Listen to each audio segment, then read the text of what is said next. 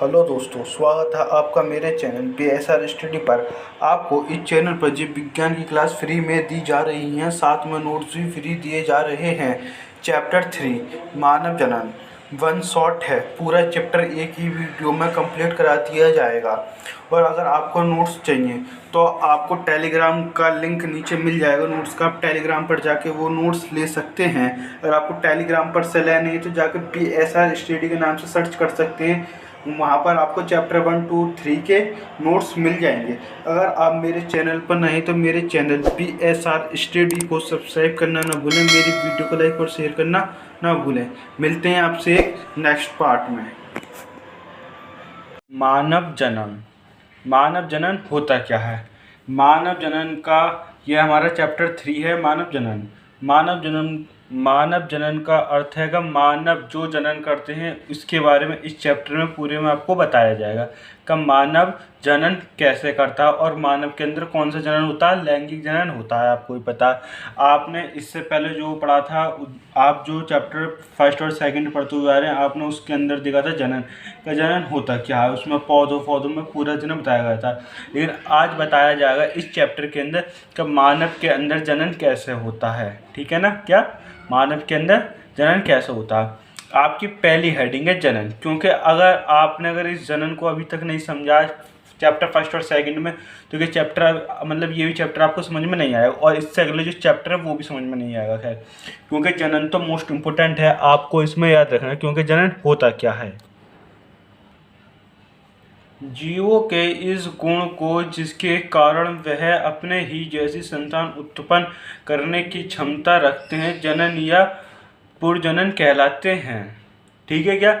आपको मैंने बताया, जो अपने समान जो संतान उत्पन्न करते हैं, उन्हें क्या बोलते हैं? उसे हम जनन कहते हैं। जैसे आपको मैं बताऊँ, जैसे नर और मादा का जब संलयन होता है, जब उससे जो भ्रूण बनता है, जो उससे जो संतान पैदा होती है, वो अपने माँ बाप के एक जैसी होती है। जो उनके पूर्वज क्यों कौन होते हैं? माँ बाप होते हैं। तो उसे क्या बोलते हैं? उसे ही हम जनन कहते हैं। अब आता है पेड़ जनन के लक्षण। पेड़ जनन के लक्षण होते क्या हैं? पेड़ जनन के लक्षण। जीवों में प्रजनन के आवश्यक लक्षण निम्न हैं। नंबर 1, प्रजनन के समय विभिन्न प्रकार के जैव अणुओं जैसे प्रोटीन, वसा आदि का निर्माण होता है। सेकंड है, प्रजनन काल में आनुवंशिक पदार्थ DNA का द्विगुणन होता है। तीसरा है, इसमें कोशिकाएं आकार की वृद्धि करती हैं। चौथा, इसमें लैंगिक जनन के समय निषेचन प्रक्रिया होती है। उसके बाद आपका छठा है, इसमें कोशिकाओं में अर्धसूत्री व सूत्री विभाजन होता है। प्रजनन के समय युग्मक का निर्माण होता है। मानव जनन तंत्र, यह हेडिंग आपके लिए मोस्ट है। मानव जनन तंत्र होता क्या है? अन्य कोशिकाओं की भांति मनुष्य एक लिंगी होता है तथा नर मानव अर्थात पुरुष एवं मादा मानव अर्थात स्त्री के जननांगों में ही नहीं वरना कई गैरलिंगी लक्षणों में भी लैंगिक ध्रुवता होती है। जैसे नंबर 1 है, इसमें लक्षण है, स्त्रियों में पुरुषों जैसी दाढ़ी मूछ नहीं होती तथा वृक्ष पर भी बहुत कम या वाले अनुपस्थित होते हैं। इसका कहने का मतलब है जो जनन तंत्र हैं वो 2 प्रकार के होते हैं। एक पुरुष जनन तंत्र और एक मादा जनन तंत्र। तो इसमें क्या होता है, जो पुरुष में और मादा में क्या होते हैं, काफ़ी डिफरेंट होते हैं। जैसे इसमें बताया था, स्त्रियों में पुरुषों जैसे दाढ़ी मूछ नहीं होती अर्थात वृक्ष पर भी बहुत कम या वाले अनुपस्थित होते हैं। दूसरा, इसमें पुरुषों में दुर्द ग्रंथियां निष्क्रिय होती हैं और स्तनों का विकास नहीं होता है क्योंकि वो स्त्रियों में होता है। तीसरा, स्त्रियों की अपेक्षा पुरुषों में आवाज़ मोटी तथा अहमशील अधिक होती है। जो स्त्री होती है उनकी आवाज़ पतली होती है और पुरुषों की आवाज़ भारी होती है। अब हम पढ़ेंगे पुरुष का जनन तंत्र।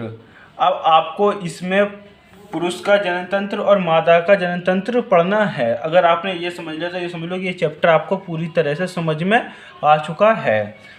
पुरुष का जनन तंत्र। पुरुषों में एक जोड़ी बिरसर प्रमुख जननांग होते हैं।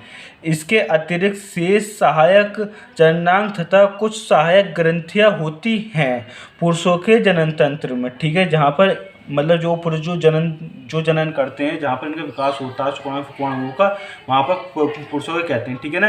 ये तीन भागों में डिवाइड होते हैं। सबसे मेन कौन सा भाग होता है? बिरसण। नंबर 2 सहायक और नंबर 3 सहायक ग्रंथियां होती हैं। पुरुषों के जननांगों का वर्णन मुख्यतः 3 भागों में किया जा सकता है। क्या भागों में? 3 भागों में किया जा सकता है। अब 3 भाग कौन कौन से होते हैं? 3 भाग होते हैं आपके। प्राथमिक जननांग। प्राथमिक जननांग क्या होता है? बिरसण। अब बिरसण क्या होता है? ठीक है, अब मैं आपको बिरसण की मतलब थ्योरी पढ़ाने से पहले मैं आपको इसका बिरसण का एक चित्र आपको मैं समझाता हूँ। उसके बाद हम थ्योरी पढ़ेंगे तो आपको पूरी थ्योरी अच्छी तरीके से समझ में आ जाएगी। मनुष्य के अंदर एक जोड़ी बिरसण पाए जाते हैं। ठीक है, क्या? मनुष्य के अंदर एक जोड़ी बिरसण पाए जाते हैं। ये जो होता है ये इसका बिरसण कोश होता है, जहाँ पर इसे हम बोलते हैं थैलीनुमा या बिरसण कोश, जिसके अंदर बिरसण पाए जाते हैं, जिसके अंदर बिरसण सुरक्षित रहते हैं। जो ये होता है इसे हम बिरसण कोश कहते हैं।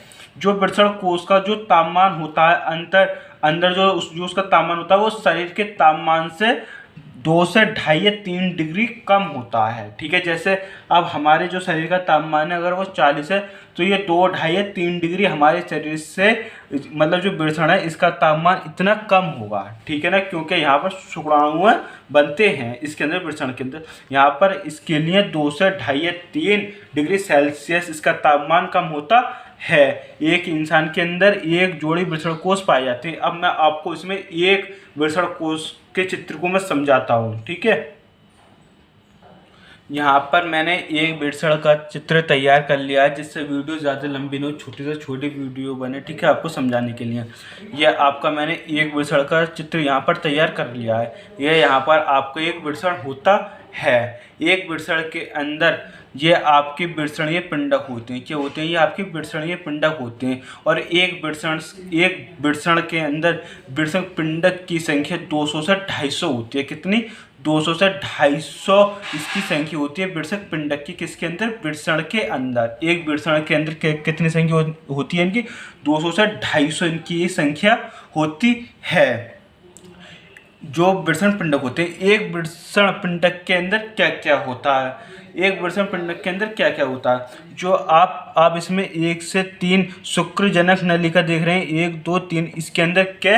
एक बिरसण पिंडक के अंदर 3 शुक्रजनक नलिका पाई जाती हैं जो शुक्राणुओं का निर्माण करती हैं। ठीक है, क्या? जो शुक्राणुओं का निर्माण करती हैं। उसके बाद जो कि आप यहाँ पर जो खाली जगह जो देख रहे हैं, जो ग्रीन पेन से हो रही है, इसे अंतराली कोशिका लैंडिंग कोशिका कहते हैं। यहाँ पर क्या होता है? जो शुक्राणु बनते हैं उन्हें पोषण प्रदान करती हैं। अंतराली कोशिका लैंडिंग कोशिका क्या करती है? उन्हें खाना प्रदान करती है, मतलब उन्हें पोषण प्रदान करती हैं। उसके बाद में आपका आता है यहाँ पर जब ये शुक्राणु पूरी तरीके से बन जाते हैं, उसके बाद यहाँ से ये प्रोसेस आगे बढ़ता है। जब यहाँ पर शुक्राणु पूरी तरह बन जाते हैं तभी अपने प्रोसेस से आगे बढ़ते हैं। तो यहाँ पर सिरिटेट के द्वारा यहाँ पर बढ़ते हैं। यहाँ पर एक कोशिका पाई जाती है, सिरिटेट से आगे बढ़ते हुए शुक्र वाहिका पर जाते हैं। शुक्र वाहिका पर फिर एक काम और होता है, मैं आपको उसे अभी और समझाता हूँ। शुक्र वाहिका पर 2 कोशिका पाई जाती हैं, शुक्रजनक कोशिका और सर्टोली कोशिका। ठीक है, क्या? शुक्रजनक कोशिका और सर्टोली कोशिका। जो शुक्रजनक कोशिका होती है ये शुक्राणुओं का निर्माण करती हैं। जो सर्टोली कोशिका होती हैं ये इन्हें जो शुक्राणु हैं उन्हें पोषण प्रदान करते हैं। शुक्रजनक कोशिका को क्या करती है? ये पोषण प्रदान करती हैं। फिर ये शुक्र वाहिका में से होते हुए कहाँ पर पहुँचती हैं? अधिविरसण में पहुँच जाती हैं। अधिविरसण में ये कुछ टाइम रुकती हैं। अधिविरसण के बाद ये शुक्र वाहिनी पर पहुँच जाती हैं। ठीक है, कहाँ कहाँ पर पहुँच जाती हैं, शुक्रवाहिनी में पहुँच जाती हैं। यहाँ पर भी नर हार्मोन्स का निर्माण होता रहता है। ये आपको एक वृषण का कंप्लीट स्ट्रक्चर था जो मैंने आपको समझा दिया। ठीक है ना। अब मैं आपको इसे जो मेरे नोट्स हैं मैं आपको उनके द्वारा इन्हें समझाता हूँ, उसके बाद आपको ये और भी अच्छी तरीके से समझ में आ जाएगा ये कैसे और क्या क्या होता है। वृषण, वृषण के बारे में अब इसकी पूरी थ्योरी जानते हैं। पुरुषों में वृषण प्राथमिक लैंगिक है। शरीर में वृषण उदर गुहा के बाहर एक थैलीदानी में स्थित होता है जिसे वृषण कोश कहते हैं। वृषण कोश वृषण के तापमान को शरीर के तापमान से 2 से 2.5 या 3 डिग्री सेल्सियस कम रखने में सहायक होता है, जो शुक्राणुओं के लिए आवश्यक है। वयस्कों में प्रत्येक वृषण अंडाकार होता है जिसकी लंबाई 4 से 5 सेंटीमीटर और चौड़ाई लगभग 2 से 3 सेंटीमीटर होती है। इसका भार लगभग जो वजन होता है वो जो इसका जो वजन होता है आवरण से ढका रहता है। ठीक है, क्या जो इसका भार लगभग आवरण से ढका रहता है और प्रत्येक वृषण में लगभग 250 कक्ष होते हैं, 200 से 250 कक्ष होते हैं जिसे वृषण पालिका कहते हैं, वृषण पिंडक कहते हैं। प्रत्येक वृषण पालिका के अंदर 1 से लेकर 3 अति कुंडलित शुक्रजनक नलिकाएं होती हैं जिनमें शुक्राणु पैदा किए जाते हैं। प्रत्येक शुक्रजनक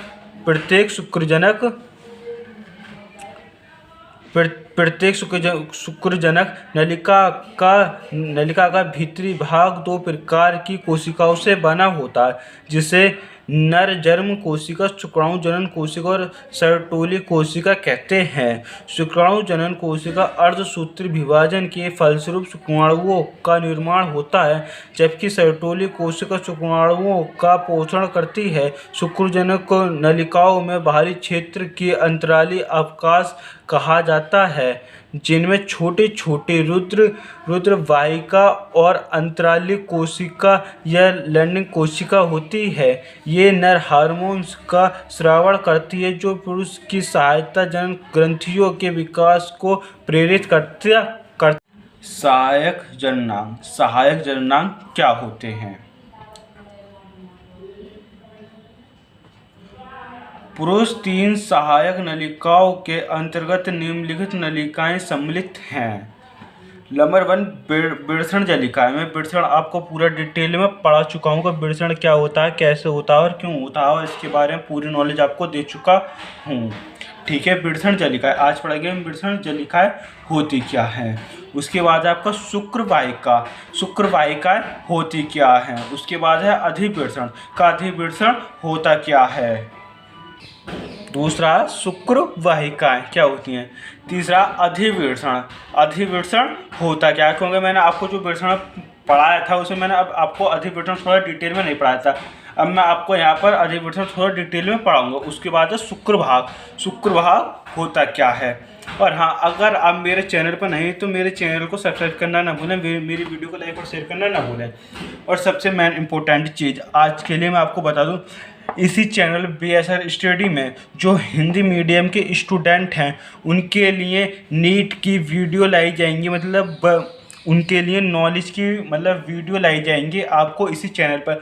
जैसे आपके कौन से चैप्टर मोस्ट हैं, कौन सी हेडिंग मोस्ट है, क्या आपको अपने पढ़ने का टाइम टेबल क्या रखना चाहिए, आपको नीट की तैयारी कैसे करनी चाहिए, और आपका एग्ज़ाम कब होगा, आपको अपने जो आपको अपना फॉर्म भरना है वो फॉर्म कब निकलता है, आपको नीट्स की पूरी जानकारी इसी चैनल पर मिलेंगी। ठीक है, और अगर जो भी आपके दोस्त हों वो भी आप उन्हें भी बता देना इस चैनल पर आने के लिए। आपको ये नहीं कि आपको इस चैनल पर बायोलॉजी की ही खाली बस बायोलॉजी के बारे में ही बताया जाएगा। आपको केमिस्ट्री फिजिक्स की जो मोस्ट टॉपिक हैं या मोस्ट चैप्टर हैं, कौन से मोस्ट चैप्टर हैं, उन सभी चैप्टरों के बारे में इस चैनल पर आपको बताया जाएगा। ठीक है, क्योंकि मैं क्योंकि मैंने देखा है यूट्यूब पर इतने चैनल नहीं है जो हिंदी मीडियम को फ्री में कोई चीज़ ऐसी बता रहे हो। ठीक है, जितनी मुझे नॉलेज है, मतलब मैंने खुद देखा है, एक मैडम है वो इंग्लिश में मतलब कोचिंग कराती हैं, तो मैंने उनसे तब बात करी थी, वो कह रही थी कि हिंदी में ऐसे मतलब नहीं होते।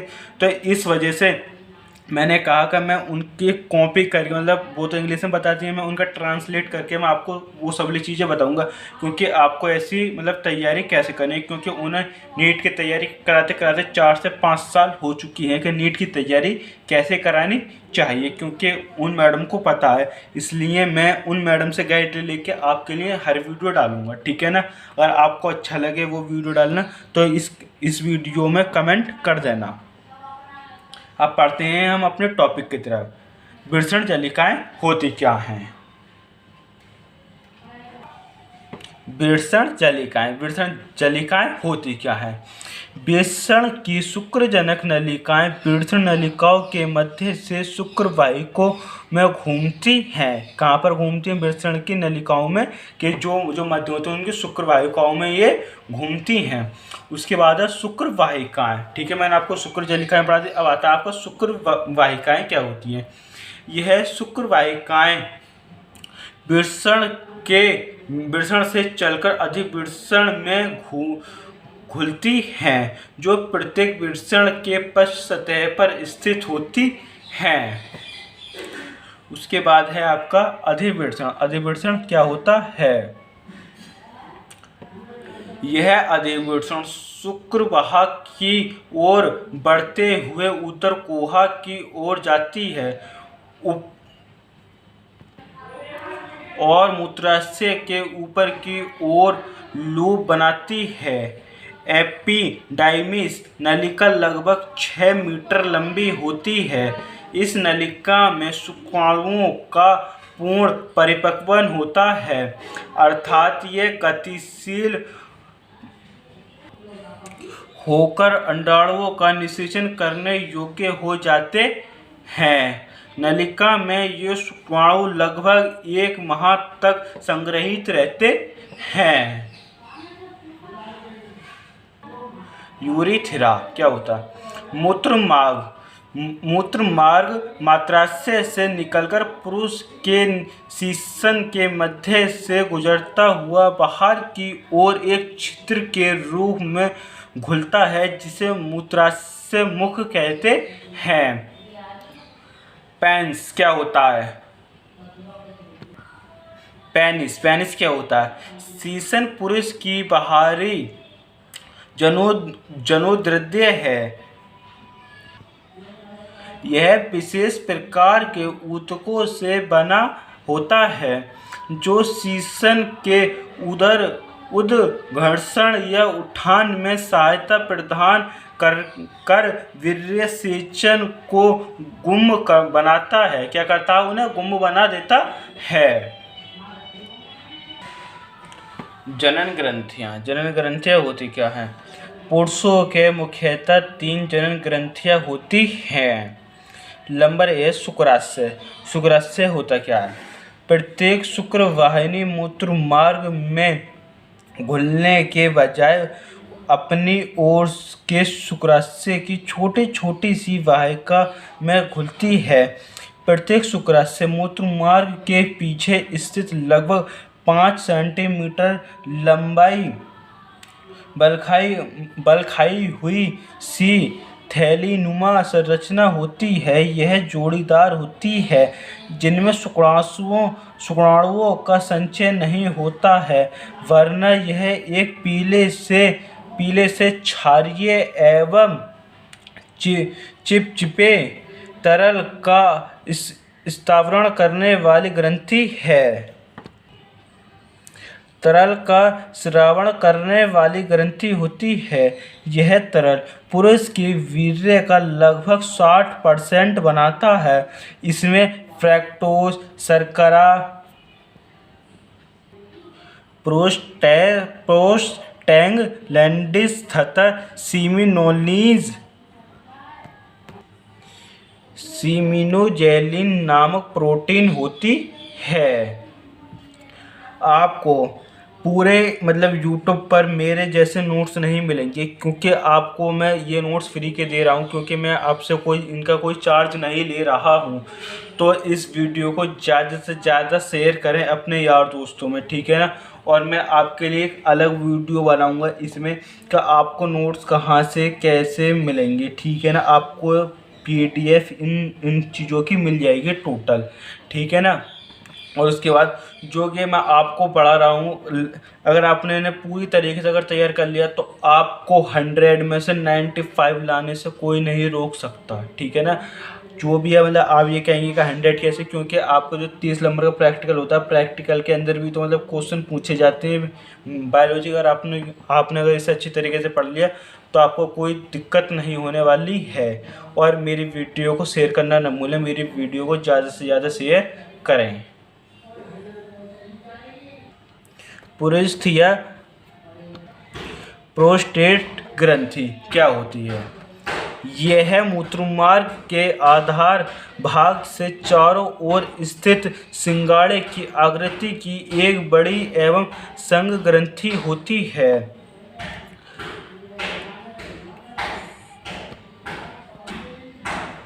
स्खलन के समय यह ग्रंथि एक सफेद से हल्के अम्लीय तरल तथा श्रावण करती है, जो वीर्य का लगभग 25% अंश बनाता है। इसमें सीरेट, फॉस्फेटेज तथा कई प्रकार के प्रोटियोलाइटिक एंजाइम होते हैं, जिसमें प्रोस्टेट ग्रंथि में पुरुष जनन तंत्र की ये आपकी लास्ट हेडिंग है। वाल्वोयूरेथ्रल या कोपर की ग्रंथियां क्या होती हैं, ठीक है ना, इसके बारे में पढ़ेंगे। यह प्रोस्टेट ग्रंथि के निचले मूत्रोजनन तंतुपट के मूत्रमार्ग के दाएं बाएं स्थित एक जोड़ी अंडाकार सी ग्रंथियां होती हैं और इसी में खुलती हैं। ये एक गाढ़े पारदर्शी एवं चिपचिपे क्षारीय तरल का स्रावण करती हैं। अब आपको अपने स्क्रीन पर एक चित्र दिखाई दे रहा होगा, ठीक है ना। अभी मैं आपको एक और चित्र दिखाऊंगा। पहले मैं आपको इसमें एक चित्र दिखा दूं, फिर मैं आपको इसके बाद दूसरा चित्र बताऊंगा। जो भी मैंने आपको हेडिंग पढ़ाई है वो सब इसके अंदर नाम लिख रहे होंगे, ठीक है। आपने अगर इन्हें समझ लिया तो आपको कोई दिक्कत नहीं होगी। स्त्री का जनन तंत्र। स्त्री का जनन तंत्र होता क्या है? स्त्री के जनन अंगों का वर्णन निम्न भागों में किया जाता है। स्त्री का जनन तंत्र कई भागों में डिवाइड होता है। पहला है अंडाशय, दूसरा अंडवाहिनी, तीसरा गर्भाशय, चौथा है योनि, पांचवा है आपका भग या गिरवा, छठा है आपका स्तन। अब मैं आपको इनके बारे में डिटेल में बताने से पहले मैं आपको इसे चित्र में दिखा दूं कौन सी चीज़ कहाँ पर होती है, जिससे आपको कहीं भी जैसे चित्र देखें जो मैं आपको इस बार में चित्र दिखाऊंगा, जो आपको ये चीज़ बहुत अच्छी तरीके से समझ में आ जाएगा ये चीज़ हमें किस तरह और किस प्रकार करनी है। जो सबसे मेन होता है अंडाशय, नंबर 1 क्या होता है? अंडाशय। ये स्त्री के जो आपका होता है स्त्री का जनन तंत्र, उसके अंदर एक जोड़ी पाया जाता है, ये होता है आपका अंडाशय। क्या होता है? ये आपका अंडाशय होता है, ये एक जोड़ी पाया जाता है स्त्री के अंदर, ठीक है। उसके बाद है आपका अंडवाहिनी, ये भी स्त्री के अंदर ये एक जोड़ी पाया जाता है, ये रही अंडवाहिनी। यहाँ से लेकर यहाँ तक इसे कहते हैं अंडवाहिनी। तो यहाँ पर भी अंडवाहिनी एक जोड़ी पाई जाती है। उसके बाद है गिरवा। गिरवा होता क्या? ये गिरवा यहाँ होता है जो ग्रीन पेन के अंदर जो बनना है, इसे यहाँ पर क्या कहते हैं? इसे गिरवा कहते हैं। उसके बाद है योनि। योनि आपकी ये होती है नीचे, ठीक है। कहाँ होती है? आपकी योनि नीचे होती है। उसके बाद आता है भग, या उसे कहते हैं गर्भाशय गिरवा, इसे भग भी कहते हैं, गर्भाशय गिरवा भी कहते हैं। ये 4 भाग में डिवाइड होता है। नंबर 1 होता है जो कि आपको जो पत्ती सी दिख रही है, इससे हम बोलते हैं झालर। क्या बोलते हैं? हम इसे झालर कहते हैं। उसके बाद जहाँ आप इस झालर से हल्के से ऊपर जाओगे, इससे हम क्या कहते हैं? हम इसे कीप कहते हैं। क्या कहते हैं? हम इसे कीप बोलते हैं। उसके बाद आप यहाँ पर आओगे जहाँ शुक्राणु और अंडाणुओं का मिलन होता है, इसे हम तुम्बिका कहते हैं। क्या कहते हैं? तुम्बिका कहते हैं। जहाँ पर ये आपस में आकर जुड़ता, मतलब गर्भाशय से जुड़ता है, जहाँ पर गिरवा, उसे हम बोलते हैं स्तन संधि नलिका। ठीक है, क्या बोलते हैं हम इसे हम संधि नलिका कहते हैं। क्या कहते हैं इसे हम? संधि नलिका कहते हैं। ये था एक मादा का जनन तंत्र के अंग, जो मैंने अभी बताया था, जो आपको हमें पढ़ने डिटेल में, लेकिन मैंने आपको यहाँ पूरे इसे चित्र में समझा चुका हूँ। अब हम इसके बारे में डिटेल में पढ़ेंगे, एक एक हेडिंग करके, क्या कौन सी चीज़ कैसे होती है। अंडाशयों की संरचना। ठीक है, जो अंडाशय होते हैं एक जोड़ी स्त्री के अंदर, उसके पहले हेडिंग है अंडाशय की संरचना।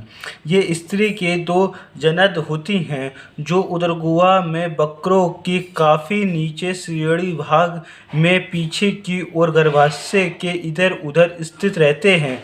प्रत्येक अंडाशय चपटा बादाम की गिरी के आकार का तथा लगभग 2 सेंटीमीटर लंबा और 8 mm मोटा होता है। एक निर्दिष्ट स्थान पर प्रत्येक अंडाशय की नाभिका कहते हैं। अंडाशयों में अंडाणु बनते हैं। ठीक है, कहाँ पर? अंडाशय के अंदर क्या बनते हैं? अंडाणु, जहाँ पर बच्चे का विकास होता है। इनमें मादा हार्मोन्स का स्रावण भी होता है। अंडाशय ठोस अंग होते हैं। अंडाशय के समाप्त भीतरी ऊतक को इसकी पीठिका कहते हैं।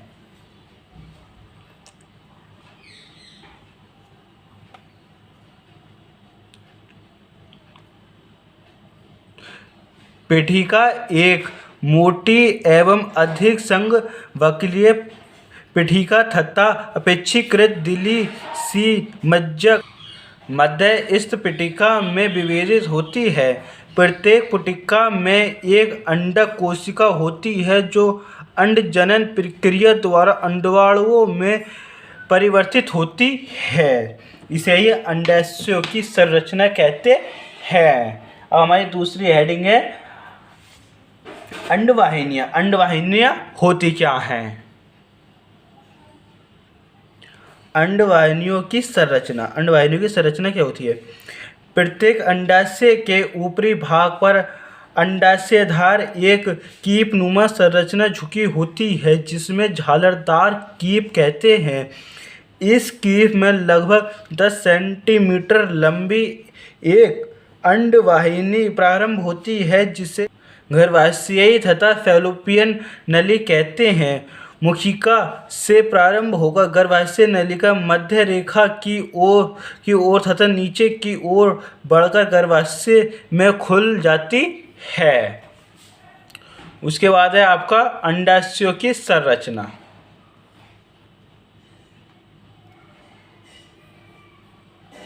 अंडाशयों की संरचना एक श्रेणी गुहा के मध्य रेखा में अंतर्योजनी तथा यूलोजी स्नायुओं द्वारा संघा लगभग 7.5 सेंटीमीटर लंबा तथा 3 सेंटीमीटर मोटा तथा अधिकतम चौड़ाई में 5 सेंटीमीटर चौड़ा खोखला शंक्वाकार अंग होता है। यह 3 भागों में विभाजित होता है।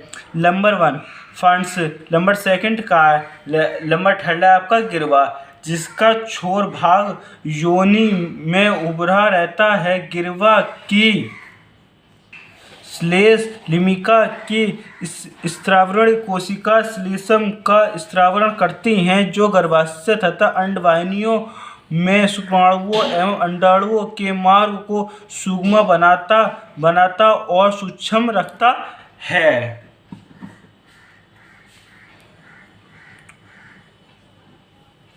उसके बाद आपकी योनि की संरचना। योनि की संरचना कैसे होती है? यह मूत्राशय एवं मलाय के बीच में स्थित लगभग 7.5 से 10 सेंटीमीटर लंबी और अत्यधिक प्राय अर्थात सिकुड़ने फैलने वाली वह नाल होती है, जिसमें मैथुन के समय पुरुष का लिंग जाता है। यह राजोधर्म श्रावण तथा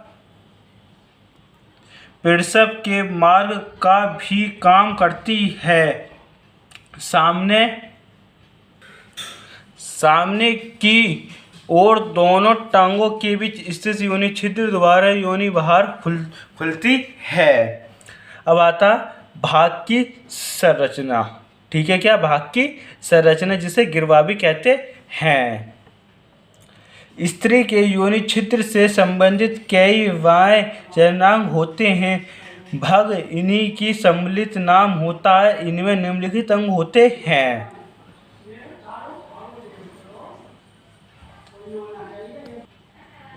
जांघ उत्थान नंबर ए। यह भवा का सबसे ऊपरी भाग होता है। स्थाविचीय वश्य ऊतक की प्रचुरता के कारण कोमल गद्दी की भांति फूला रहता है। यौवन आरंभ पर इसके ऊपर की त्वचा रोमयुक्त हो जाती है। नंबर बी है दीर्घोष्ठ। दीर्घोष्ठ क्या होता है? यह त्वचा के मोटे व खड़े भंज होते हैं जो जांघ उत्थान से भाग छोरे तक इधर उधर एक एक फैले रहते हैं। लघु ओष्ठ। लघु ओष्ठ क्या होते हैं? यह दीर्घ ओष्ठों से योनि छिद्र की ओर लगे एक एक अपेक्षाकृत छोटे और पतले ओष्ठ होते हैं। नंबर डी है प्रकोष्ठ। प्रकोष्ठ होता क्या है? यह लघु ओष्ठों से घिरा बीच में एक छोटा सा क्षेत्र होता है। इसके अधिकांश भाग में योनि छिद्र फैला होता है। भगशीशन। भगशीशन होता क्या है? यह प्रकोष्ठ के सबसे ऊपरी भाग में जहां लघु ओष्ठ मिलते हैं एक छोटा सा बेलनाकार और उत्थानशील अंग होता है। दुग्ध ग्रंथि एवं स्तनों की संरचना क्या होती है? स्त्रियों में स्तनों के चारों ओर का काफी भाग वसा में जमाव एवं पेशियों की प्रचुरता के कारण फूला होता है। प्रत्येक स्तन में भीतर का ऊतक 15 से 20 पिंडों में बटा होता है, जिनके बीच 2 में वसीय ऊतक भरा होता है। प्रत्येक पिंड कई छोटे पिंडकों में बटा होता है। प्रत्येक पिंडक में अंगूर के गुच्छे के भांति दुग्ध ग्रंथियां होती हैं, जिन्हें कीपकाय कहते हैं। कीपकाय पेशी तंतुओं से घिरी होती हैं, जिन्हें संकुचन के दबाव से इनमें दुग्ध मुक्त होता है। जब दुग्ध का स्थावरण होता है तो यह पिंडकों के कूपिकाओं में कुछ छोटी छोटी द्युतक नलिकाओं में बहता है। यह नलिकाएं मिलकर प्रत्येक पिंड से नलिकाओं वाली दुग्ध वाहिनियां बनाती हैं, जिसे दुग्ध ग्रंथियां एवं स्तनों की संरचना कहते हैं। युग्मक जनन। यह लैंगिक जनन की प्रथम अवस्था है। जनन अंगों में उपस्थित जनन कोशिका युग्मकों का निर्माण करती हैं। युग्मकों के निर्माण की प्रक्रिया युग्मक जनन कहलाती है। पुरुषों में वृषण नर युग्मक शुक्राणुओं का निर्माण करते हैं तथा मादा में अंडाशय मादा युग्मक अंडाणु का निर्माण होता है। ठीक है ना। जो अंडाशय होता है, जो माता के अंदर जो अंडाशय होता है वो क्या करता है? वो मादा युग्मक का निर्माण करता है। और जो तुम्हारा जो ये होता है वृषण, पुरुष के अंदर जो वृषण होता है, जो मैंने आपको पहले ही पढ़ा चुका हूँ सबसे पहले शुरू में, वो क्या करता है? वो नर युग्मकों का निर्माण करता है, जिन्हें हम शुक्राणु कहते हैं। इसे ही युग्मक जनन कहते हैं। युग्मक जनन 2 प्रकार के होते हैं। नंबर फर्स्ट शुक्र जनन, नंबर 2 अंड जनन। तो हम पढ़ते हैं पहले शुक्र जनन के बारे में। तो शुक्र जनन होता क्या है?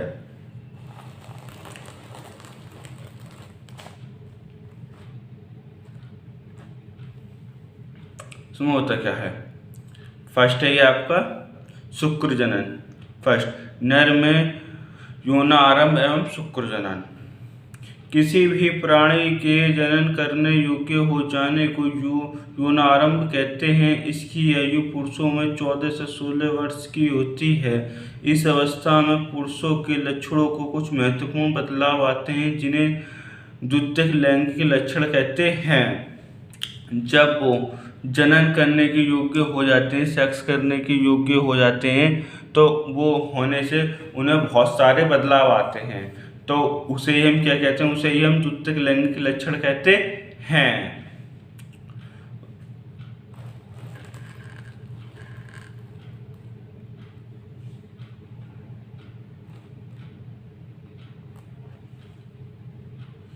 नर के द्वितीयक लैंगिक लक्षण होते क्या हैं? चेहरे व शरीर पर बाल उग जाते हैं। जैसा आपने देखा होगा, दाढ़ी निकल आती है, शरीर पर बाल भी निकलने लगते हैं। वृषण कोषों व शीशन के आकार में वृद्धि हो जाती है। जो वृषण होता है, जो हमारे शुक्र जनन की मतलब जो शुक्र जनन होता है, वहाँ पर क्या होती है? वहाँ पर वृद्धि होने लगती है। शुक्र जनन नलिकाओं में शुक्राणुओं का निर्माण शुरू हो जाता है। शरीर की लंबाई बढ़ने लगती है। नोट: वृषण में स्रावित टेस्टोस्टेरोन एवं एंड्रोस्टेरोन नर में यौनारंभ को प्रेरित करते हैं। ये एक नेक्स्ट पॉइंट से नोट डाल के लिखा है, जो आपको लिखना है, ठीक है ना। शुक्र जनन होता क्या? नर के वृषणों की उपकला कोशिकाओं से अर्धसूत्री विभाजन द्वारा शुक्राणु निर्माण की क्रिया को शुक्र जनन या शुक्राणु जनन कहते हैं। नोट: यह प्रक्रिया वृषण की शुक्र जनन नलिकाओं में होती है। शुक्र जनन में 3 प्रवस्थाएं होती हैं। नंबर 1 प्रवस्था होती है आपकी गुणन प्रवस्था, नंबर 2 होती है वृद्धि प्रवस्था, नंबर 3 होती है परिपक्वन प्रवस्था। जो हम पढ़ेंगे सबसे पहले वो पढ़ेंगे गुणन प्रवस्था होती क्या है। नंबर 1 गुणन प्रवस्था। जनिक उपकला कोशिकाओं में बार बार समसूत्री विभाजन होता रहता है। इस प्रकार बनी कोशिकाओं को शुक्रजनक कहते हैं। ये द्विगुणित होती हैं। सेकंड है आपका वृद्धि प्रवस्था। क्या होती है? शुक्रजनन कोशिकाएं विभाजन के पश्चात आवश्यक भोजन पोषण पदार्थ एकत्रित करके आकार में बड़ी हो जाती हैं, जिन्हें प्राथमिक शुक्र कोशिकाएं कहते हैं।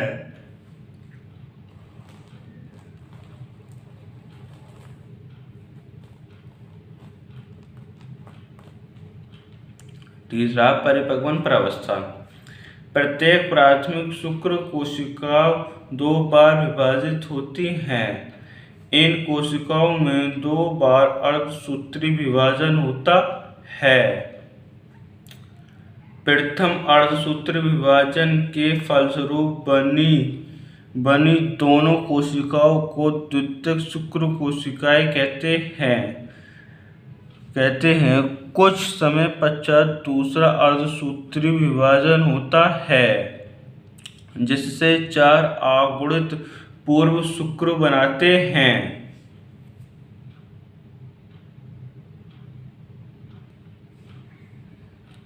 पूर्व शुक्राणु में कायांतरण से शुक्राणु का निर्माण होता है। इस जटिल प्रक्रिया को एक कायांतरण कहते हैं। प्रत्येक शुक्राणु के विकास में 2 से 2.5 माह तक का समय लगता है। ठीक है ना। जो शुक्राणु होते हैं, जो उनका विकास होता है, उनके विकास में कितना टाइम लगता है? 2 से 2.5 महीने का विकास लगता है। अब जो हमने शुक्राणु जनन पढ़ाया, अब हम तो शुक्राणु जनन को समझते हैं, ये कैसे और किस प्रकार होता है। शुक्र जनन, ये हमने शुक्र जनन जो आपको पढ़ाया, तीनों विधियां जो भी मैंने अभी आपको पढ़ाई थी, गुणन प्रवस्था, वृद्धि प्रवस्था, परिपक्वन प्रवस्था, तो इसमें ये काम कैसे होता है अब हम इस पैराग्राफ के जानेंगे। ये पैराग्राफ अभी नीचे ये थोड़ा आपको आधा दिखाई दे रहा है, अभी मैं दिखाऊंगा और जब मैं इसे आपको समझाऊंगा तो ये आपको अच्छी तरीके से समझ में आ जाएगा, ठीक है ना। जो मैंने आपको पढ़ाया था उसमें होता क्या है, जो उपकला जो कोशिकाएं होती हैं, उपकला जो कोशिकाएं होती हैं उनमें बार बार सूत्र विभाजन होता रहता है। ये होती हैं उपकला कोशिकाएं, ठीक है ना। ये उपकला कोशिकाएं होती हैं, इनमें बार बार क्या होता है, समसूत्र विभाजन होता रहता है। जो इनसे जो कोशिकाएं बनती हैं वो कौन सी बनती हैं, शुक्रजनन कोशिकाएं बनती हैं। जो कि उपकला कोशिकाएं हैं आपकी, इनमें क्या होता है, इनमें ये आपके 2n नंबर की होती हैं। कितनी की होती हैं, 2n नंबर की होती हैं। इनमें क्या होता है, इनमें समसूत्री विभाजन होता है। जब इनमें समसूत्री विभाजन होता है उपकला कोशिकाओं से 1 से 2 बन जाती हैं, फिर इनमें समसूत्री विभाजन होता है। आपको बता दूं, समसूत्री विभाजन जो होता है उनमें 2n नंबर होता है। अर्धसूत्री विभाजन में आकुड़ित हो जाते हैं। अगर अर्धसूत्री विभाजन होता है, अगर समसूत्री विभाजन होता है तो अगर 2n है तो 2n या 3n है तो 3n चलता रहता है, ठीक है ना। फिर जो ये आपके हैं, जो कि आपकी उपकला कोशिकाएं बनी है, तो फिर इनमें दो में फिर समसूत्री विभाजन होगा, प्राथमिक शुक्र कोशिका, ठीक है ना। क्या होगा इनमें फिर समसूत्री विभाजन होता है दूसरा का। फिर ये मतलब ये उपकला से 2 कोशिकाएं, फिर एक उपकलिका से 2 कोशिकाएं बनती है, मतलब जो शुक्रजनन होते हैं वो बन जाती हैं। तो इस प्रकार आपके क्या होते हैं, 4 शुक्रजनन कोशिकाएं शुक्रजनन बन जाते हैं। और ये क्या होते हैं, ये द्विगुणित होते हैं। क्या होते हैं, ये द्विगुणित होते हैं। और ये जो प्रवस्था कहलाती है यहाँ से लेकर यहाँ तक की शुक्र जनन की, ये आपकी कहलाती है गुणन प्रवस्था, ठीक है। क्या ये आपकी गुणन प्रवस्था कहलाती है। कि उसके बाद में जो कि शुक्रजनक कोशिकाएं हैं आपकी, मैं इन 4 में से अगर मैं इन चारों को अगर मैं आपको समझाऊं तो इस पेज पे आएंगी भी नहीं, ठीक है ना। इसलिए मैं आपको एक ही समझा रहा हूँ, ठीक है ना। बाकी सबका प्रोसेस ऐसे ही नीचे तक चलता है, ठीक है। जो कि आपकी जो कि वृद्धि है, जो मैंने आपको जो वृद्धि प्रवस्था में पढ़ाया था, जो शुक्रजनन जो कोशिका होती है वो क्या करती है, वो भोजन प्राप्त करती है। वो पोषण है, पोषण पदार्थ उन्हें एकत्रित करके ये बड़ी हो जाती है। क्या हो जाती है, ये एकत्रित करके ये बड़ी हो जाती है। कौन सी, वृद्धि प्रवस्था, ठीक है। इसे प्राथमिक शुक्र कोशिका कहते हैं, ठीक है। क्या इसे प्राथमिक शुक्र कोशिका कहते हैं। जो आपकी जो ये वृद्धि के बाद आती है वो आती है परिपक्वन प्रवस्था। मैंने आपको बताया था जो आपकी प्राथमिक शुक्रजनन जो कोशिका होती है उसके अंदर 2 बार अर्धसूत्री विभाजन होता है। क्या बार विभाजन होता है, 2 बार अर्धसूत्री विभाजन होता है। जैसे कि आपकी प्राथमिक शुक्रजनन कोशिका बन गई तो इसके अंदर क्या होगा, इसके अंदर 1 बार अर्धसूत्री विभाजन होगा, ठीक है। क्या होगा, इसके अंदर 1 बार अर्धसूत्री विभाजन होगा। जब इसके बाद जब अर्धसूत्री विभाजन यहाँ से हो रहा है तो आप देख रहे हैं यहाँ से 1 कोशिका से 2 कोशिका बनती हैं। ये कैसी होती हैं, ये आगुणित होती हैं, ठीक है ना। इसमें समसूत्री विभाजन नहीं हो रहा, इसमें अर्धसूत्री विभाजन फर्स्ट हो रहा है। तो इसमें क्या होती है, ये खाली n नंबर की होती हैं, ठीक है। ये आगुणित होती हैं, ये द्विगुणित नहीं होती हैं। उसके बाद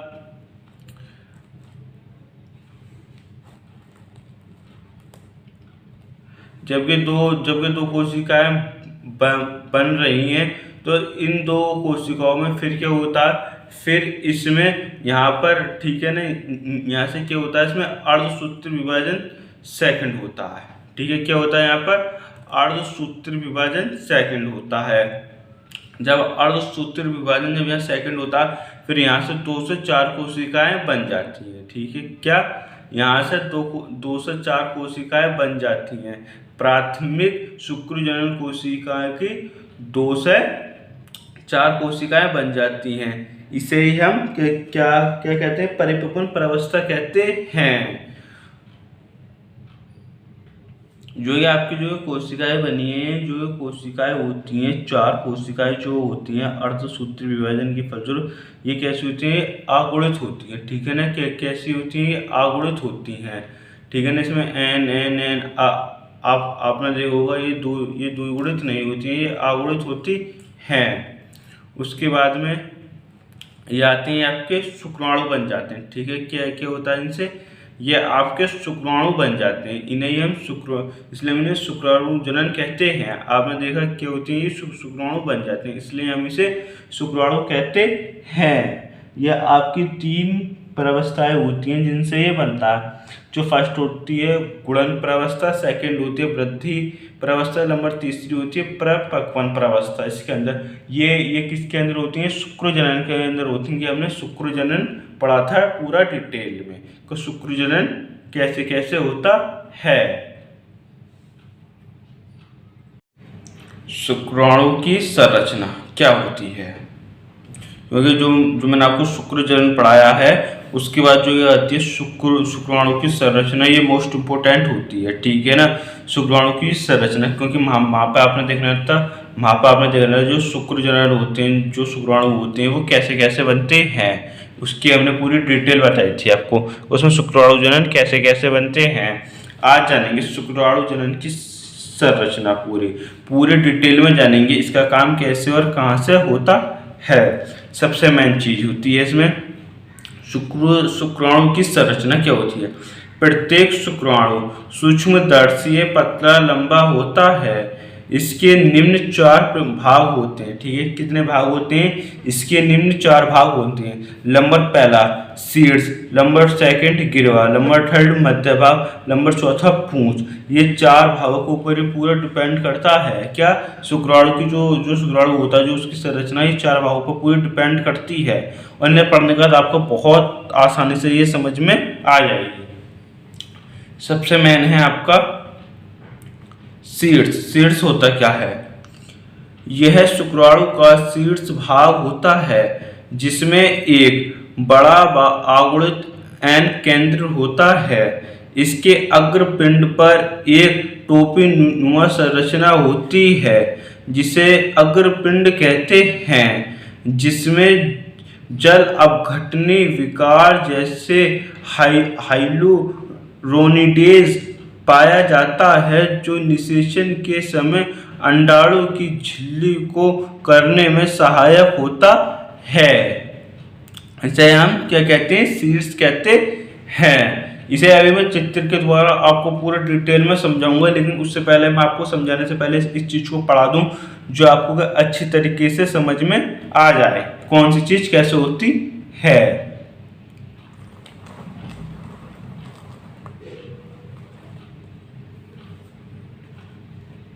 सेकंड है आपका गिरवा होता क्या है, यह भाग थोड़ा छोटा होता, मतलब बहुत छोटा सा भाग होता जिसमें 2 तरफ केंद्र होते हैं। ठीक है, इसके क्या होते हैं, इसके दोनों तरफ क्या पाए जाते हैं, केंद्र फर्स्ट और केंद्र सेकंड पाया जाता है, इसे ही गिरवा कहते हैं। उसके बाद है आपका मध्य भाग, कि मध्य भाग होता क्या है, इसे शुक्राणु का शक्ति गृह कहते हैं। अब इसे शक्ति गृह क्यों कहते हैं, क्योंकि जो सबसे मेन काम होता है वो यहीं से चालू होता है। ठीक है, मध्य भाग से जो मेन काम है वो मध्य भाग से चालू होता है, इसलिए इसे शक्ति गृह कहते हैं। इसमें उपस्थित सूक्ष्म नलिकाओं में अनेक माइटोकॉन्ड्रिया लिपटे होते हैं, ये शुक्राणु की गति प्रदान करने के लिए ऊर्जा उत्पन्न करते हैं। ठीक है ना, मैंने क्या बोला था, जो कि मध्य भाग होता है इसे शक्ति गृह क्यों कहते हैं, इसे शक्ति गृह इसलिए कहते हैं जो माइटोकॉन्ड्रिया होते हैं वो क्या क्या करते हैं, वो शुक्राणुओं को गति प्रदान करते हैं। ठीक है, क्या वो शुक्राणु जो होते हैं उन्हें बहुत ज़्यादा गति प्रदान करते हैं। अब शुक्राणुकॉन्ड्रिया माइटोकॉन्ड्रिया होता क्या है, अब माइटोकॉन्ड्रिया अगर आपने फर्स्ट ईयर की बुक को अगर अच्छी तरीके से पढ़ा होगा, माइटोकॉन्ड्रिया का प्रोसेस क्या होता है और इसका चित्र बड़ा, और फर्स्ट ईयर में बहुत ज़्यादा काम की चीज़ है। ठीक है ना, ये मोस्ट इम्पोर्टेंट टॉपिक है। और उसके साथ में ये नीट के लिए भी माइटोकॉन्ड्रिया बहुत ज़्यादा मोस्ट इम्पोर्टेंट रहता है। ठीक है ना, मोस्ट इम्पोर्टेंट, क्योंकि इसमें से भी हर साल 1 या 2 क्वेश्चन आने के चांस होते हैं पूरे, और आ भी जाते हैं माइटोकॉन्ड्रिया के अंदर से।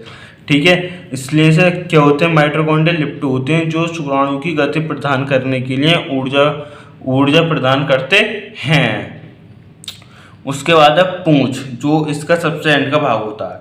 यह शुक्राणु का अंतिम लंबा भाग होता है जो जीवद्रव्य की झिल्ली के रूप में होता है। ठीक है, क्या होता है जी, जो जो जीव द्रव्य होता है उसकी झिल्ली में होता है ये, इसे हम पूंछ कहते हैं।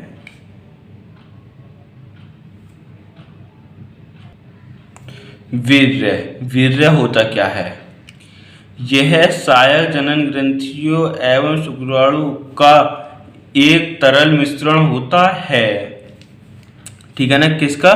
जो जो ग्रंथि होती है, जो जो सहायक ग्रंथि होती हैं एवं शुक्राणुओं का क्या होता है, एक तरल मिश्रण होता है जो वीर्य होता है। ठीक है ना, ये एक मिश्रण से बना होता है। दूसरा, इसमें यह एक श्वेत चिपचिपा तथा क्षारीय द्रव्य होता है। ठीक है ना, ये कैसा होता है? ये चिपचिपा और क्या होता है? क्षारीय द्रव्य होता है। इसे मैं वैसे आपको पढ़ा रहा हूँ, वैसे अगर आप इसे थोड़ा सा पढ़ लेना आप खुद भी बनाई आएंगे। ठीक है ना, इसमें कोई ज़्यादा बड़ी खासियत, कोई ज़्यादा बड़ी बात नहीं है। उसके बाद एक बार मैथुन क्रिया के दौरान वीर्य की श्रृंखलित मात्रा 2.5 से 4 ml तक होती है। ठीक है ना, कितनी होती है? ये एक बार जो मतलब जो वीर्य होता है, जो जो निकलता है, उसकी 2.5 से 4 ml तक हो सकती है। ठीक है ना, ये इतना निकलता है लगभग जो जो वीर्य होता है। ये एक बार जो होता है श्रृंखलित का मतलब होता है निकलना, जो व्यस्त होता है। ठीक है ना, तो ये आपका 2.5 से 4.5 तक निकलता है। उसके बाद है आपका, इसमें शुक्राणुओं की संख्या लगभग 40 करोड़ तक हो सकती है। ठीक है ना, 2.5 से 4 ml वीर्य में शुक्राणुओं की संख्या 40 करोड़ हो सकती है। ठीक है, कितनी हो सकती है? 40 करोड़ हो सकती है। ये कन्फर्म नहीं होगा 40 करोड़, क्योंकि ये एक अनुमान लगाया जाता है कि 40 करोड़ के आसपास होती है। ठीक है, किसकी? शुक्राणुओं की संख्या। उसके बाद है, ये शुक्राणुओं की गति करने के लिए तरल माध्यम प्रदान करते हैं। ये क्या करता है? तरल माध्यम प्रदान करता है। उसके बाद है आपका, वीर्य शुक्राणुओं को पोषण देने के साथ योनि मार्ग की अम्लता की उदासीन करते हैं। ठीक है, क्या करते हैं? ये शुक्राणु जो होते हैं वो पोषण देने के साथ, शुक्राणुओं को पोषण देने का जो वीर्य होता है वो शुक्राणुओं को पोषण देने के साथ साथ योनि मार्ग की जो अम्लता होती है, ठीक है ना, अम्लता की जो जो उदासीन कहते हैं। ठीक है ना, अम्लता की उदासीन कहते हैं। इसे शुक्रजनन कहते हैं। इसे हम शुक्रजनन की संरचना कहते हैं या शुक्राणु की संरचना कहते हैं।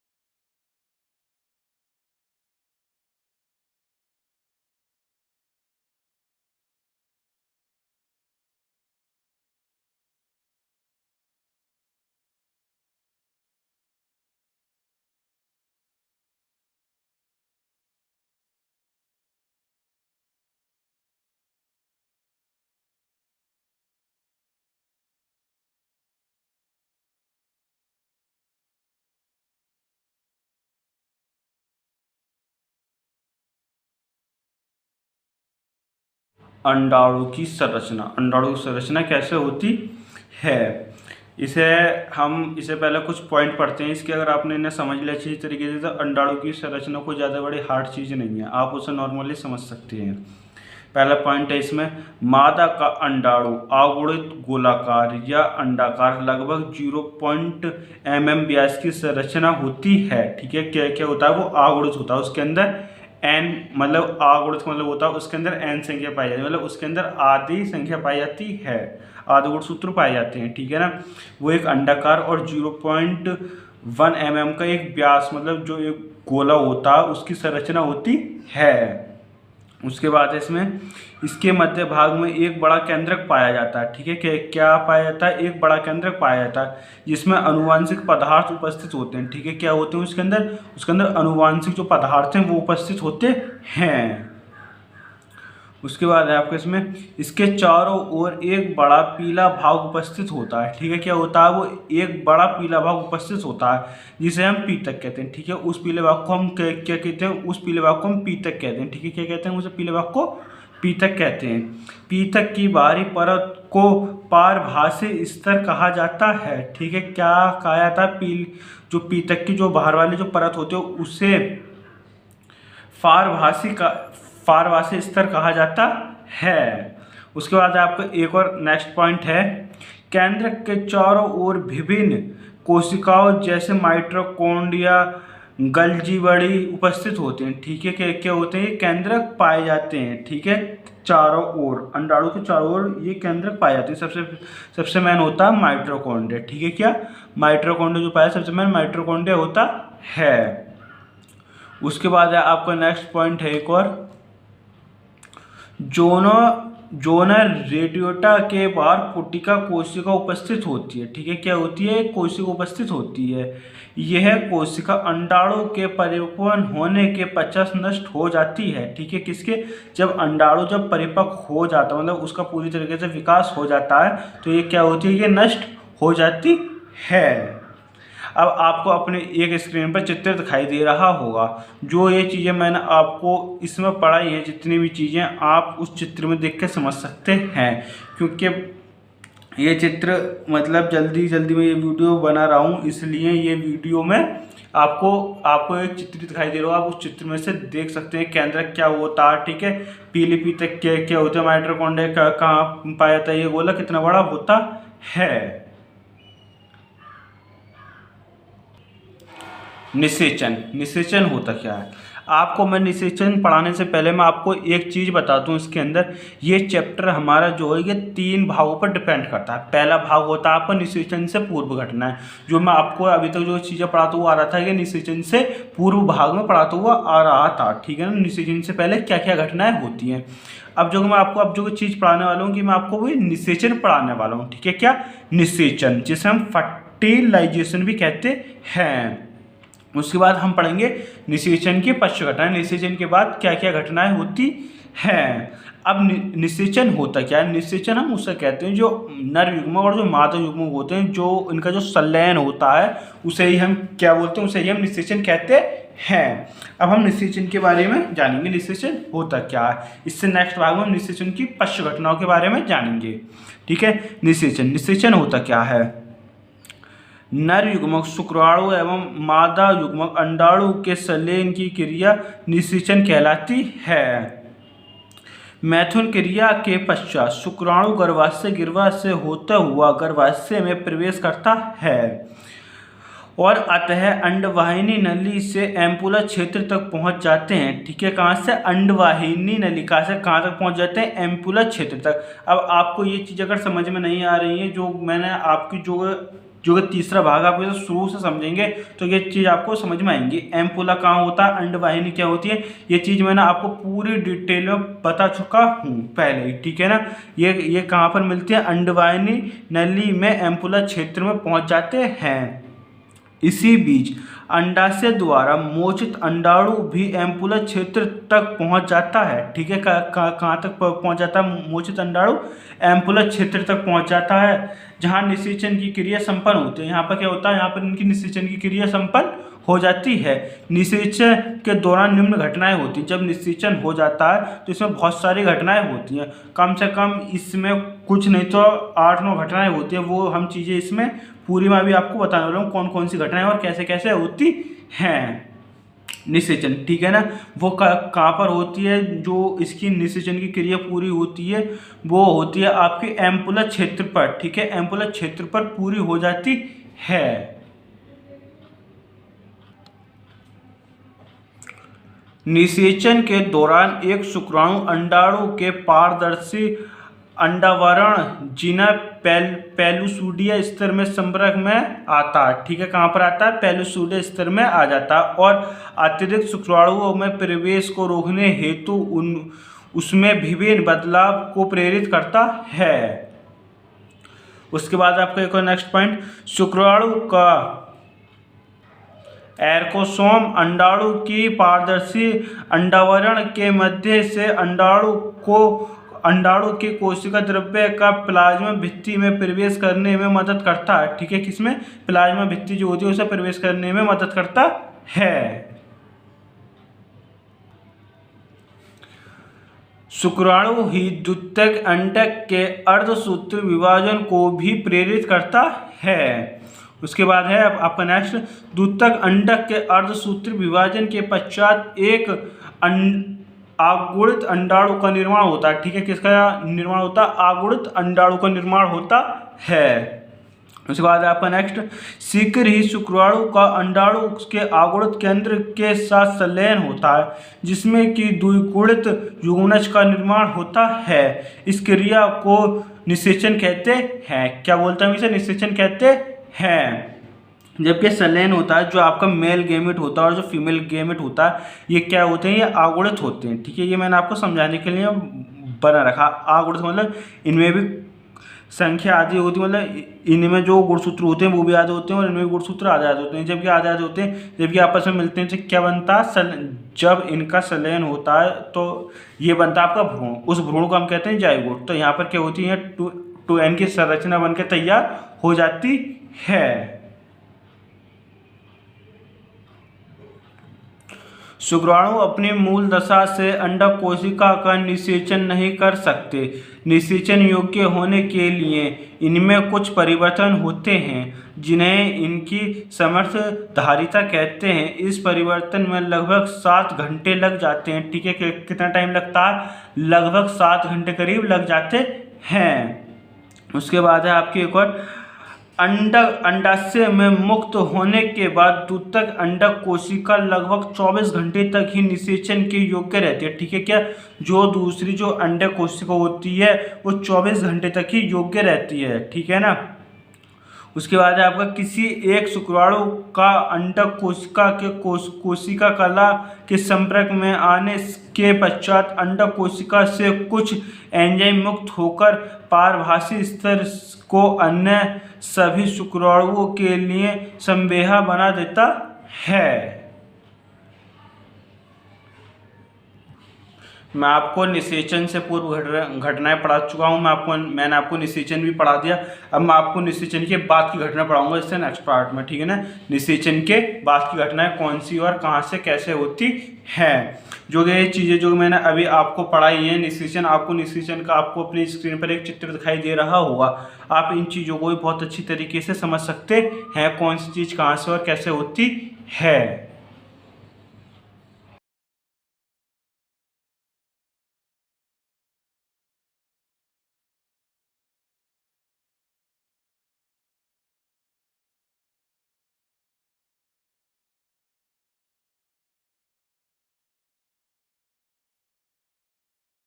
निषेचन का महत्व, निषेचन होता क्या है, ठीक है। हमने निषेचन पढ़ चुके हैं। हम निषेचन का महत्व, निषेचन के पश्च घटनाएं पढ़ेंगे क्या क्या होती हैं। इसमें निषेचन युग्म n व मादा युग्मक n का आपस में संलयन होने के द्विगुणित n का युग्मनज का निर्माण होता है। निषेचन विचलन की प्रक्रिया को प्रेरित करता है। उसके बाद अब आती है हमारी निषेचन पश्च घटनाएं। निषेचन पश्च घटनाएं क्या, कौन सी होती है और कैसे होती हैं। मनुष्य के युग्मनज अर्थात जाइगोट लगभग 0.mm व्यास का होता है। निषेचन के पश्चात युग्मनज के तीव्र से समसूत्री विभाजन प्रारंभ हो जाता है। इसी समय यह अंडवाहिनी से गर्भाशय की ओर अग्र हो जाता है, जिसे निम्न चरण होते हैं। ठीक है, क्या होते हैं इसके? निम्न चरण होते हैं। इसका हम पहला चरण पढ़ेंगे, विदलन। विदलन होता क्या है? विदलन होता क्या है? निषेचन के लगभग 24 घंटे के पश्चात युग्मनज से तीव्र समसूत्री विभाजन प्रारंभ होता है, जिसे विदलन कहते हैं। प्रथम विभाजन के पश्चात दो कोरक खंडों का निर्माण होता है। पुनः 2 से 4 व 4 से 8 तथा 8 से 16 अवस्थाओं का निर्माण हो जाता है। इस प्रकार चौथे दिन समाप्ति तक 4 बार समसूत्री विभाजन के फलस्वरूप 16 छोटे छोटे कोकर खंडों का निर्माण हो जाता है। इसे ही हम विदलन कहते हैं। उसके बाद है आपका तूतक का निर्माण। ठीक है, क्या तूतक का निर्माण कैसे होता है? यह 16 कोरक खंडों का गोला एवं ठोस संरचना है। यह निषेचन के लगभग 4 से 6 दिन बाद गर्भाशय में पहुंचता है। इसमें 2 प्रकार की कोशिका स्तर पाए जाते हैं। नंबर 1 बाह्य कोश के स्तर, जो अपरा के निर्माण में भाग लेता है। नंबर 2 भीतरी कोशिकीय पिंड, जो भ्रूण बीज का निर्माण करता है। कोकर पुटी का निर्माण कैसे होता है? गर्भाशय में पहुंचकर भ्रूण की कोशिका गर्भाशय कुआ में स्रावित ग्लाइकोजन युक्त पोषण तरल पदार्थों को अवशोषित करने लगती है। मारूला के बाह्य कोशिका स्तर तथा भीतरी कोशिका पिंड के मध्य इस पोषक द्रव्य से भरी गुहा बन जाती है, जिसे कोकर गुहा या ब्लास्टोसील कहा जाता है। अब इस अवस्था को कोकरपुटी कहा जाता है। ठीक है, क्या कहा जाता है इसमें? कोकरपुटी कहा जाता है। उसके बाद आपकी एक और नेक्स्ट अवस्था आती है भ्रूण का रोपण। भ्रूण का रोपण कैसे होता है? ब्लास्टूला बनाने के पश्चात भ्रूण के ऊपर स्थित जोना पेलुसिडा धीरे धीरे समाप्त होने लगते हैं और ब्लास्टूला का पोस्को का स्तर की कोशिका गर्भाशय की भित्ति के धीरे संपर्क में आ जाता है और लाइटिक नामक एंजाइम का स्रावण करती है। इस प्रकार भ्रूण गर्भाशय की अंतः भित्ति के चिपक जाता है और इनकी अंतः भित्ति कोशिका को नष्ट कर देता है। इस क्रिया को हम रोपण कहते हैं। इस क्रिया निषेचन के लगभग 1 सप्ताह बाद होती है। ठीक है, कितने? निषेचन के 1 सप्ताह बाद ये क्रिया संपन्न होती है, जिसे हम भ्रूण का रोपण कहते हैं।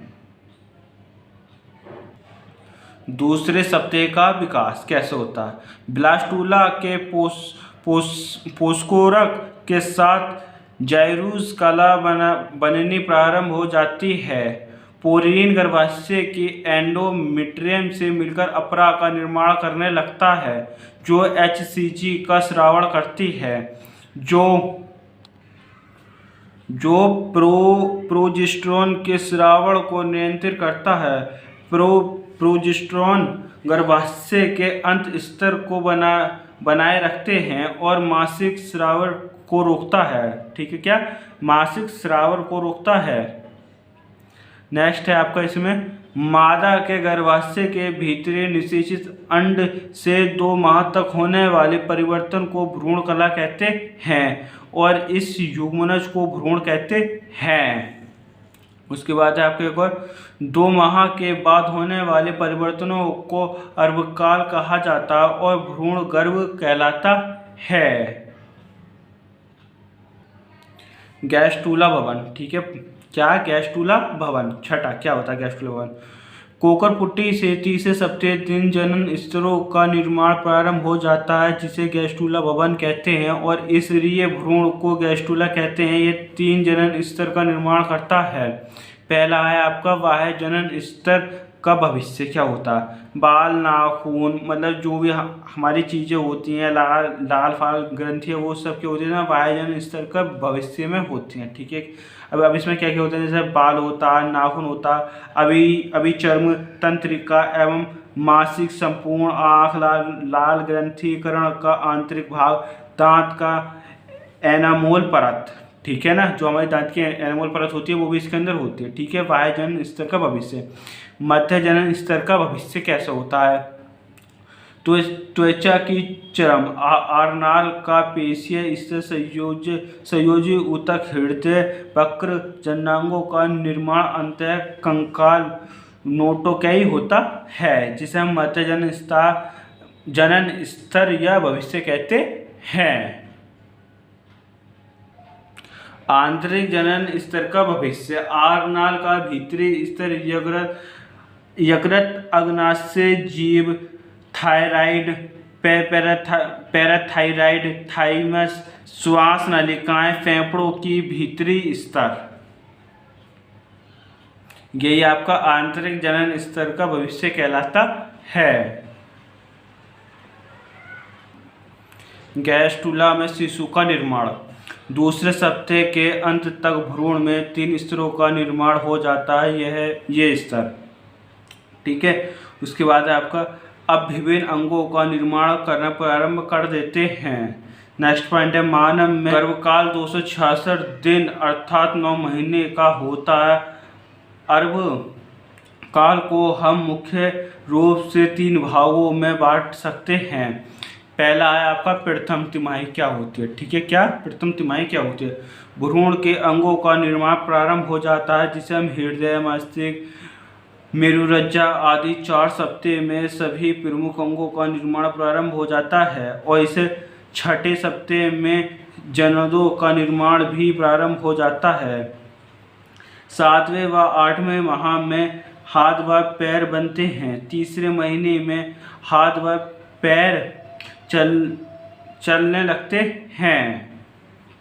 उसके बाद आपका द्वितीयक तिमाही। द्वितीयक तिमाही क्या है और अंतिम तिमाही क्या है, ठीक है, इसे हम दोनों ही कवर करेंगे इसमें भी। पहला आपका द्वितीयक तिमाही क्या होता है। द्वितीयक तिमाही 4थे माह में कंकाल और रक्षात्मक आवरण का निर्माण प्रारंभ हो जाता है और 6ठे महीने के अंत तक भ्रूण की सभी रचनाएं बन चुकी होती हैं। अंतिम तिमाही। अब अंतिम तिमाही क्या होती है, इस दौरान भ्रूण अपने आकार एवं भार में तेजी से वृद्धि करती है। भ्रूणीय शरीर के पूर्व विकसित होने पर 9वें महीने में भ्रूण जन्म लेने की तैयारी हो जाती है। यह भ्रूण लगभग 18 से 20 इंच लंबा व 3 से 4 केजी वजन का हो जाता है।